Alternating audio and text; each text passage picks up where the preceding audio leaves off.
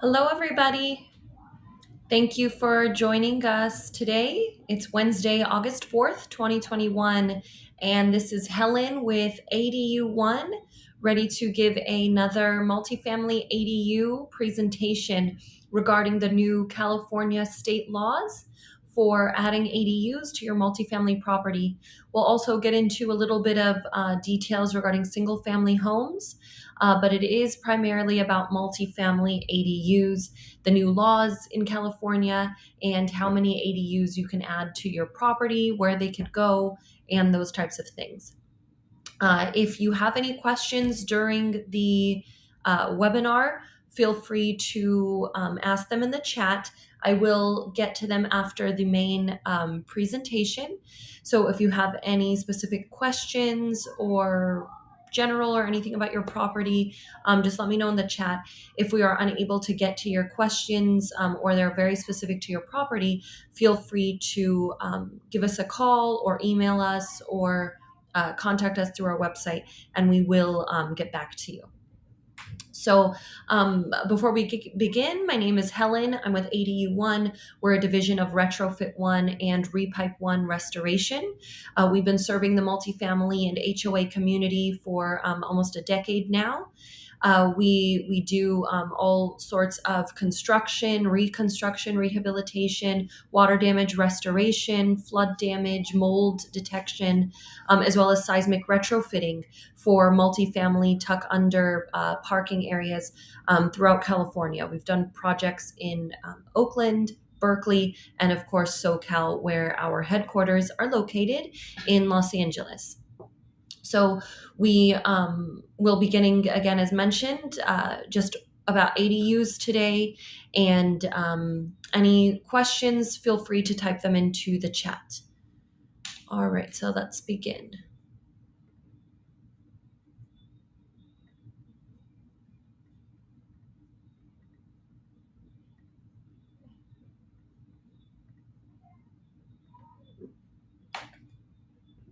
All right, so I can't see the chat right now, but hopefully everybody can see the window that I'm looking at. This is our contact information right here, our website, apartmentadu.com, our phone number, 866-NEW-ADU1, and you can reach us by email at info@adu-1.com. Don't forget the hyphen or dash in there. So some basic information. An ADU, it stands for Accessory Dwelling Unit. It is an accessory to the main building or home. We've been getting some questions too regarding zoning and commercial lots, mixed use zones, agriculture. Most cities allow the ADUs in any zone as long as there are already residential units or at least one residential unit on the lot. If so, then you can add an ADU because, as the name suggests, it is an accessory to the main dwelling. So there has to be a residential dwelling already on the lot. For the ADU to be an ADU, it has to have full independent living facilities such as a kitchen, bathroom, and communal space. And below are some names that you may have heard in the past, such as granny flats, guest house, in-law suite. We refer to them as ADUs.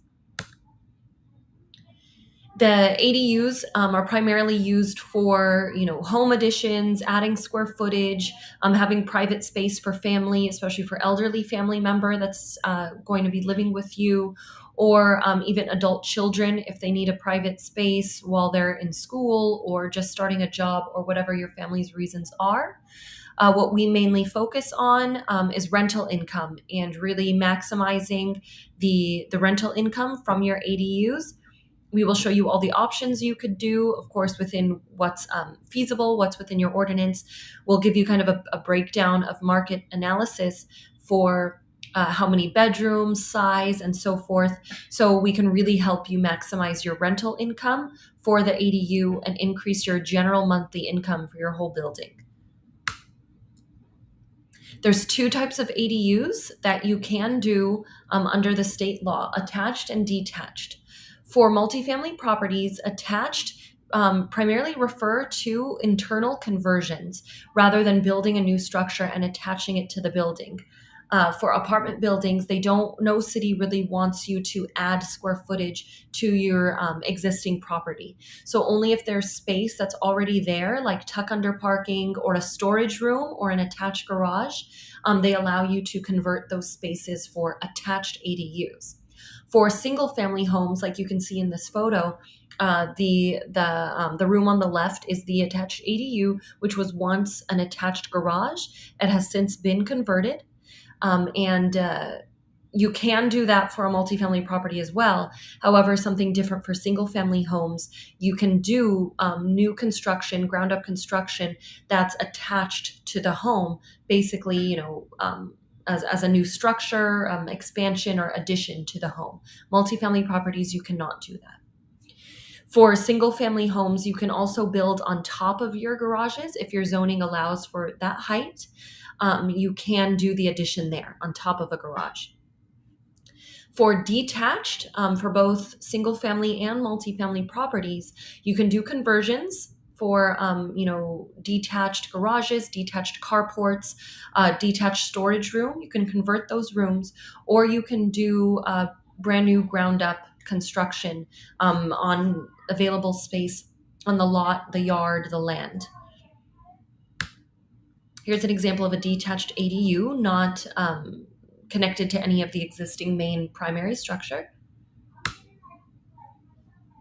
So for quantity, how many ADUs can you add? For multifamily properties, you can do at least one unit and up to 25% of the existing unit count. So if you see here below, if you have an 8-unit building with attached garages or tuck under parking or storage rooms that's part of the building, you can do 2 ADUs. If you have a 17-unit building, you can do 4 ADUs under the attached rule. For single family homes, it is only you're only permitted 1 ADU, but if it's owner occupied, if the home is owner occupied, you can also do what's called a junior ADU.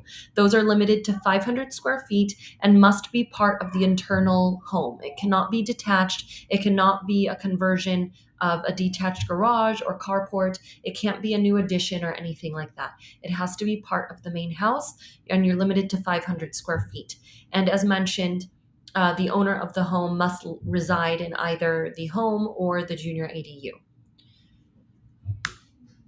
For the detached category, multifamily, you're permitted up to 2 detached units, space permitting, of course, because you must conform to setbacks, which are typically 4 feet from the side and rear lot line. You can, in some cities, if you have a detached carport or garage, you can put your detached units on top. So we're actually doing many of those projects right now, putting the 2 ADUs on top of either existing carports or demoing the carport if it's really dilapidated and just falling apart anyways. Or if it's just an open lot, we are designing plans to build and construct a carport, so it'll have ground floor parking with the 2 units on top. For single family, still only that 1 ADU. As far as detached goes, still, only the 1 ADU rule. On the right here, for if your city allows it, not every city, oddly enough, permits both configurations. So some cities say you cannot do both attached and detached. You can only do one. I'm sure it's really to just try to have some control over the density and population, and just how many homes are being created into the city.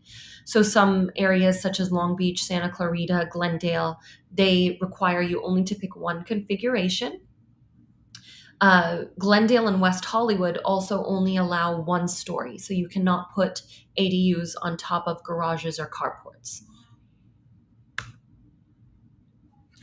Seismic retrofitting, in case you haven't heard, Throughout California, due to earthquakes and building vulnerability, many cities have required and created these mandatory ordinances requiring certain buildings, such as this on the left with tuck under parking. These areas right here on the left where the ladder and the scaffolding is are parking, which are directly underneath units.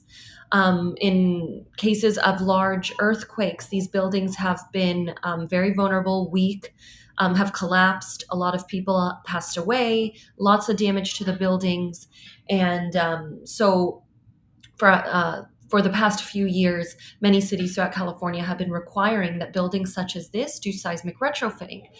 Of course, when you've had a building for X amount of years and you get this letter from the city requiring something that's not cheap at all, you're not going to be very happy. So we've been, as mentioned in our retrofit one division, we've been working solely for seismic retrofitting there and working with a lot of property owners, multifamily property owners who have not been happy that they had to do this, understandably.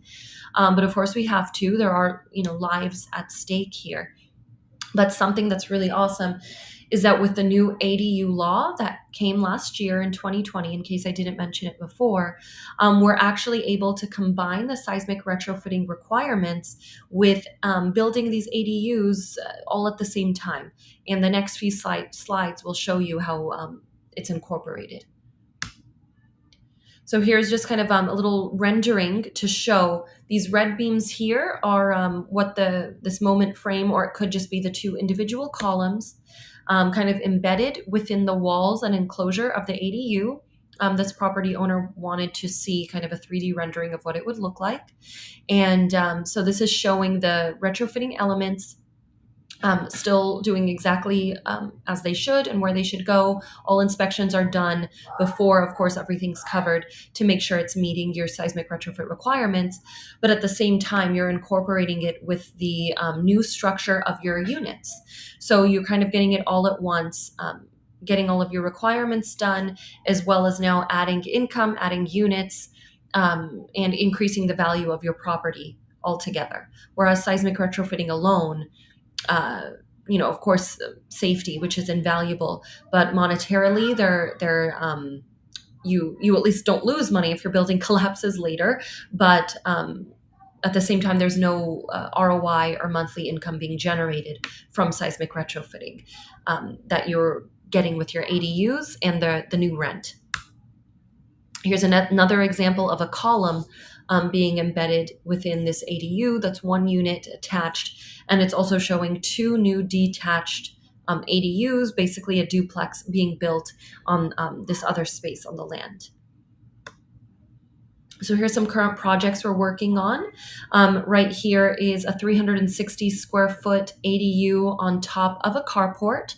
So you may not think that 360 square feet gets you, ample space and a nice unit. But as you can see here, it's still a very nice one bedroom with a full bath, very nice kitchen and living room, and it's going to be brand new. So you're getting a very nice unit. This is actually two units. So we're creating basically a duplex in the back of this multifamily property. And each one of these units are really just about 420 square feet. And the owner requested if it was possible to get 2 bedrooms out of them.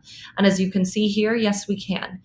They are tighter bedrooms, but in this part of town, he knows that 2 bedrooms are still going to be more valuable than 1 bedroom units. So we were able to design 2 bedroom, full bath, full kitchen, even with washer dryer in the units. This is also showing 2 new units that will be constructed above a carport. So it shows the stairs that will be within the carport in the center, and the parking will be on the left and right. And these 2 units here, in this case, the owner asked for 1 bedroom each, even though there was more space in the prior, there were different owners. In this case, he knows that this is what's going to make his tenants happy. More spacious, 1 bedroom, 1.5 bath. So that way the guests don't have to go into the master bedroom, and getting very large kitchens, dining space, living space, So this is what the owner requested, and this is what we were able to achieve. And as you can see here, I'm not sure if you can see my cursor, but if you see like little M's all around the perimeter of the building, those are windows. So we put as many windows as structurally possible in order to make these units light, bright, and just very comfortable. This is also showing on the left, it's kind of showing what's existing. Those are parking spots with that kind of cross colored box on the left is an existing water heater room. And on the right is the proposed plan, which are again 2 units on top of this carport. And what's not shown is that in the top corner here, we relocated the water heater room as well as provided a storage room too, since of course the corners are usually not usable for parking. So we were able to really transform this, relocate all the necessities, and provide storage room as well. Here's a sample. This is one building with tuck under parking, many spots in the back and 1 spot in the front. You may have seen these buildings if you pass by. They have parking on the ground floor with their pipe columns. So they look like poles carrying up that second floor of the building, and cars are usually parked around them. So in this case, the owner wanted a single unit in the front, which is an efficiency unit. It's about 140 to 150 square feet. I believe actually 150 something square feet, the minimum required space for an ADU or an efficiency unit in LA and most cities is 150 square feet. And in the back here, we were able to do a 2-bedroom, 2 full bath unit utilizing, I think maybe 6 spots or something like that. Here's some of our current work right now that's going on. We're remodeling the front house and doing a 1,200 square foot detached ADU in the rear yard. It's going to be a 3-bedroom, 2-bath. Regarding some of the rules associated with the ADUs, one of the biggest one, of course, is parking. That if you are converting a garage or a carport, what happens to the parking? So the rules are that if you're converting a garage or a carport, you do not need to replace that parking if it's being converted into an ADU. And if your building is within a half mile of public transit, such as a bus stop, which almost every single property is, you do not have to add any additional parking for your ADUs. So in 99% of the cases, you do not have to replace or add parking. However, if you are concerned, about the density of your area, difficulty with parking and upsetting your tenants, what we're able to do is when we are doing the plans, if there are areas on the property where legal spots can just be relocated, we will incorporate those into the plans that we submit to the city. So it will just show the relocation of certain parking spots. So if we can do that, we absolutely help. Or as you saw in some of our projects, if you have an existing carport, we can put the units on top to preserve the parking on the bottom. Or if you just have an open lot with uncovered spots, we can propose building a new structure with the units on top. So we absolutely keep parking in mind whenever needed, so that way you can hopefully feel more comfortable with doing this. What we were told from the housing department is that if you are removing parking specifically for rent controlled units, so the rent stabilization ordinance, you have to give your tenants notice. We advise at least 60 days, if not more. I say do that at the start of the plans. Plans do take several months. That is mainly due to the plan check period with the city. Plan check review always takes several months. I say start it there. So that way, if there are any hiccups or negotiations or anything like that, you're not worried about a construction start date or anything. So I say once the project is initiated with the plans, start those conversations early, just so everybody can have peace of mind moving into the construction. And for these rent controlled units, you must provide a discount in their rent. Because obviously, with rent controlled units, as you know, you're not allowed to raise their rent beyond a certain amount. So, by reducing an amenity, if you don't give them the discount, that is the equivalent of raising their rent. So you must give a discount. They recommend between $50 to $200, per unit, per spot, and what the area feels like in terms of parking. I did recently, I believe yesterday actually, contact the rent stabilization department again. We were given this information maybe about 6 months ago. So every few months, I like to make sure that we are always providing accurate information since things are constantly evolving and changing. So I'm just waiting to hear back from them if there are any additional rules or a different range or anything like that. So as soon as I have confirmation from the rent stabilization department, I will incorporate that into our future presentations.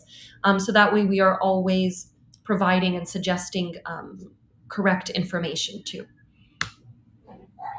Regarding taxes and Prop 13, because we always get asked this, ADUs do not trigger a reassessment of the property, so Prop 13 stays. The value of your ADU is just added on, and it creates a blended assessment. Here's just a little something regarding the ROI potential that you have. Of course, it varies per property, but you're looking around for ADUs right now. They're going to cost around 120,000, maybe 115 if it's a smaller unit, upwards to $1 million if you're adding, several units to the property. And what we see on average is about a 10 to 20% annual return on your investment. And of course, this will vary per project, but our prices include your finishes and fixtures. So you're going to get your flooring, your kitchens, your bathrooms, sinks, tubs, faucets, lighting, doors, cabinets, countertops. You're going to be getting most of what you need for a ready-to-rent unit. There's a couple of things that we exclude that we make sure you know ahead of time so you can plan for whatever miscellaneous costs there are. So here's some other examples of the units built on top of this rear carport. And here's an example of a two-story structure being built for preserving parking and the units on top. And I believe that is all.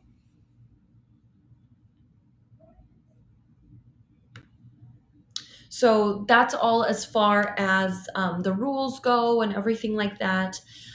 Something else I wanted to add as far as our services go, we do provide the engineering and architectural design. So we do the full design, the layout. We work with the owner to make sure that the owner is satisfied with the unit, of course, within reason and what's allowed within your ordinance of the state.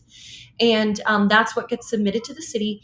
We take care of all of the permitting process for you, all of the back and forth with the city, the tenant notices, all the communication during construction. And of course, we offer the full scope construction of the ADUs per plan, which does include your finishes and fixtures. So currently we are providing all of these services to Southern California regions.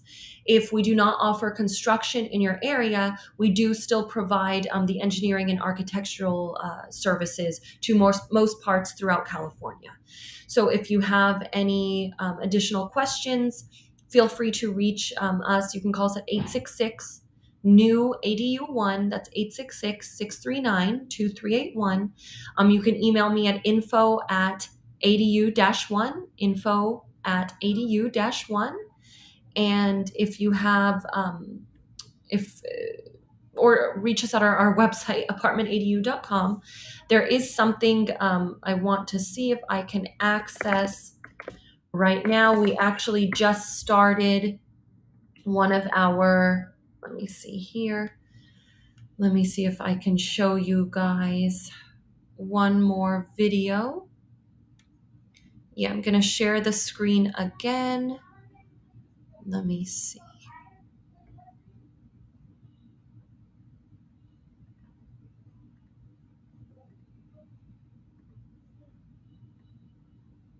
Hopefully you can see this. This is the project that we are starting right now. It's in Los Angeles, in Inglewood to be exact, tuck under ADU conversion. And we're doing demo right now, and we're going to be converting this into a brand new ADU, increasing the unit count for that building. I forgot off the top of my head how many units it already has, but we will be adding that unit in the front and a unit or two in the back. So that's all for today.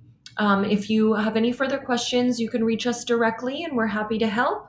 So thank you all for another one of our weekly webinars. We will not be presenting next week, as we are actually, well, we are technically, but not in-house. We will be doing a presentation with AGLA, the Apartment Association of Greater Los Angeles. So if you want the link to that, just let me know, or you can go to AGLA. It's AAGLA.